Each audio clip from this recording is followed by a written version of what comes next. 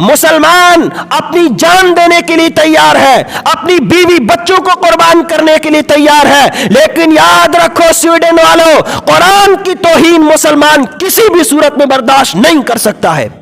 نبی کی توہین کسی بھی صورت میں مسلمان برداشت نہیں کر سکتا ہے. تم ہزاروں مرتبہ آزما کر دیکھ لو, یہ باشندگان توحید, یہ قرآن کے دیوانے, یہ قرآن کے مستانے اس قرآن کے لیے اپنی جانیں نچھاور کر دیں گے, یہ قرآن کے لیے اپنی بیوی بچوں کو قربان کر دیں گے, نبی کی عزت کے لیے یہ سب کچھ قربان کر دیں گے, لیکن قرآن کی عزت پر آنچ نہیں آنے دیں گے. قرآن کو سینے سے لگاؤ, قرآن کو سینے سے لگاؤ, یہ دستور زندگی ہے, یہ تمہاری نجات کا ذریعہ ہے. یہ نبی علیہ الصلوۃ والسلام کے قلب اطہر پر اترا اور نبی نے سب کچھ برداشت کر سکتا ہے, قرآن کی توہین برداشت نہیں کر سکتا, نبی کی گستاخی برداشت نہیں کر سکتا. اِنَّا نَحْنُ نَزَّلْنَا الذِّكْرَ وَإِنَّا لَهُ لَحَافِظُونَ, ہم نے اس قرآن کو اتارا اور ہم ہی اس کی حفاظت کرنے والے ہیں.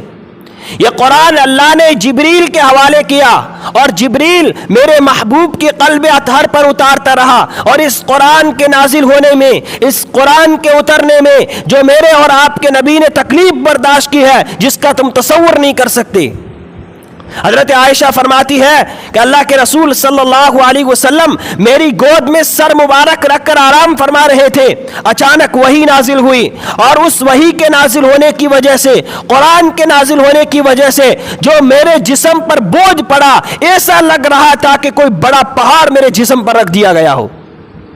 حضرت علی فرماتے ہیں کہ سخت سردی کے موسم میں اللہ کے رسول پر جب وحی نازل ہوتی, قرآن اترتا, تو میرے نبی کے جسم سے پسینہ جاری ہو جاتا.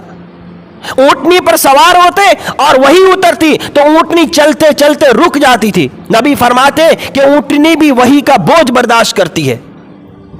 یعنی قرآن کے اترنے میں میرے نبی نے تکلیفیں برداشت کی ہے, اور ہمارے لیے قرآن تکلیفوں سے نجات کا ذریعہ ہے. وَنُنَزِّلُ مِنَ الْقُرْآنِ مَا هُوَ شِفَاءٌ وَرَحْمَةٌ لِّلْمُؤْمِنِينَ, یہ ایمان والے بندوں کے لیے شفا کا ذریعہ ہے. کسی کے سر میں درد ہے, پڑھ کر دم کر دو ٹھیک ہو جاتا ہے. کسی کو بخار ہے, پڑھ کر دم کر دو ٹھیک ہو جاتا ہے. کوئی کسی بیماری میں مبتلا ہے, اس پر دم کیا جائے تو ٹھیک ہو جاتا ہے. لیکن آج ہم نے قرآن کو صرف دم درود کے لیے بنا دیا. آج صرف قرآن کو ہم نے گھر میں زینت کا ذریعہ بنا دیا, گھر کی طاق میں زینت کا ذریعہ بنا دیا, گھر میں رکھا ہوا برکت کے لیے. نہیں, قرآن کہتا ھدی للمتقین, یہ تمہاری ہدایت کا ذریعہ ہے. تم اس کی تلاوت کرو, اس کو پڑھو, اس میں غور کرو, تدبر کرو, تو تمہیں سمجھ آئے گی تمہارا رب تمہیں کیا کہنا چاہتا ہے.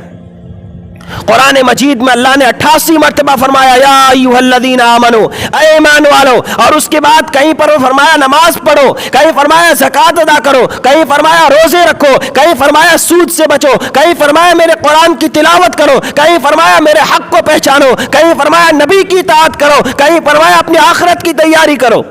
یہ قرآن ہمیں بار بار بلا کر کہتا ہے یا ایھا الذین آمنو. اسی لیے علماء اکرام نے لکھا ہے کہ جب تم قرآن پڑھو اور قرآن کی اس آیت پر پہنچو یا ایھا الذین آمنو, تو یوں سمجھو کہ پروردگار تمہیں مخاطب کر کے کہہ رہا ہے اے میرے ایمان والے بندے, نماز قائم کر, زکوٰۃ ادا کر, حج کر, قربانی کر, اور میرے نام پر خیرات کر.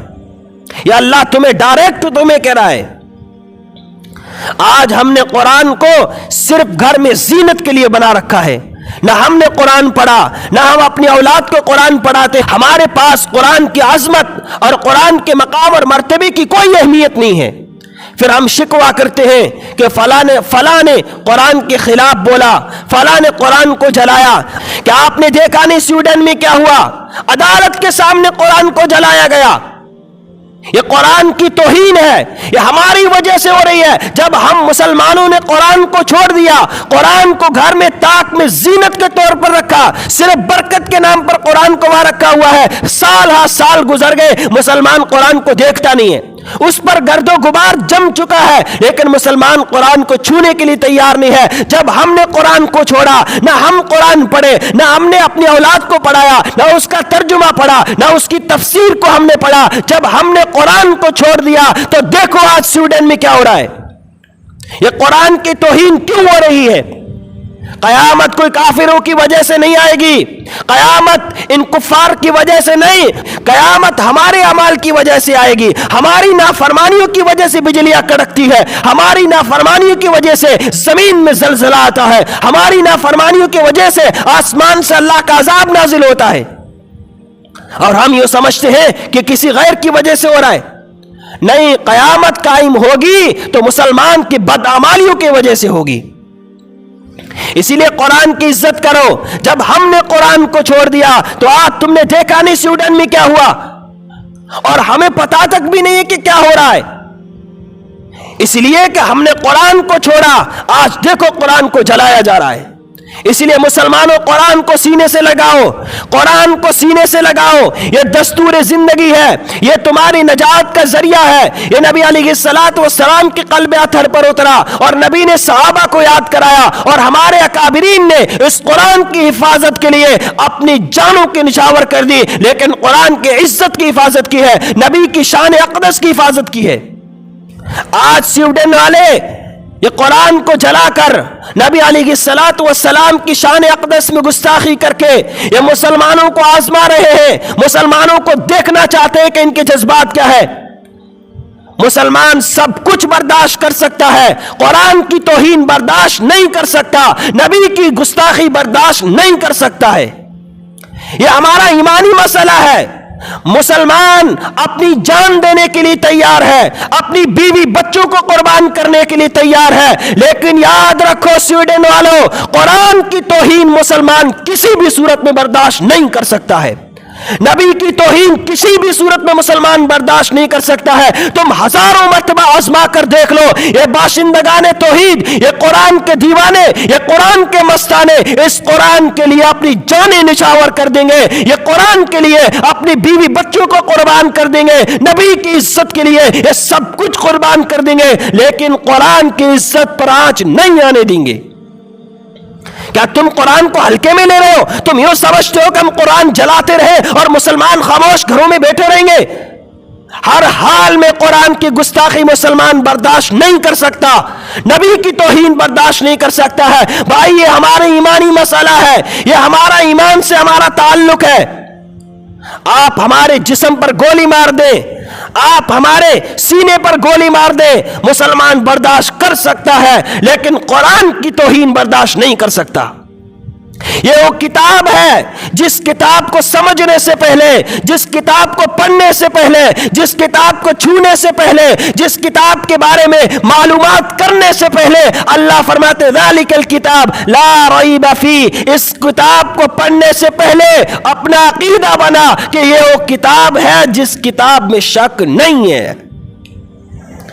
تمہیں لگتا ہے کہ کتاب غلط ہو سکتی ہے، لیکن یاد رکھا جائے مسلمان 1400 سال سے اس قرآن کی گستاخی کو برداشت نہیں کرتا ہوا آ رہا ہے۔ آج بھی ہم قرآن کی گستاخی کو برداشت نہیں کر سکتے، نبی کی توہین کو برداشت نہیں کر سکتے۔ اس لیے مسلمانوں آپ سے کہتا ہوں، آپ قرآن سے اپنا تعلق جوڑو، اب خود بھی قرآن کی تلاوت کرو، اپنے بچوں کو قرآن کی تعلیم دو، اپنی بچیوں کو قرآن کی تعلیم دو۔ جب ہم نے قرآن کو چھوڑ دیا تو دیکھو آج قرآن کے ساتھ کیا ہو رہا ہے۔ اسی لیے عہد کر کے اٹھے، ہم خود بھی قرآن کی تلاوت کریں گے، اپنے بچوں کو قرآن پڑھائیں گے، اپنی بیویوں کو قرآن پڑھائیں گے، اپنے بیٹیوں کو قرآن پڑھائیں گے، اور ان دشمنان قرآن کو یہ پیغام دیتے ہیں، یاد رکھو دشمنوں، ہم سب کچھ برداشت کر سکتے ہیں، ہم قرآن کی توہین برداشت نہیں کر سکتے، ہم اپنی جانیں نچھاور کر سکتے ہیں، لیکن قرآن کو جلانا یہ مسلمان دیکھ کے برداشت نہیں کر سکتا ہے۔ اس لیے قرآن کو سینے سے لگاؤ، قرآن کی تلاوت کرو، قرآن کے ساتھ اپنا ربط جوڑو۔ جب مسلمان قرآن کے ساتھ اپنا تعلق مضبوط کرے گا، قرآن کو سمجھے گا، قرآن لوگوں کو سکھائے گا، تو یاد رکھو کسی بھی ان دشمنان قرآن کی ہمت نہیں ہوگی کہ قرآن کو ہاتھ لگا کر دکھائے۔ اس ویڈیو کو شیئر ضرور کیجئے، ہو سکتا ہے آپ کے ایک شیئر سے یہ بات کسی کے دل میں اتر جائے۔ جزاک اللہ۔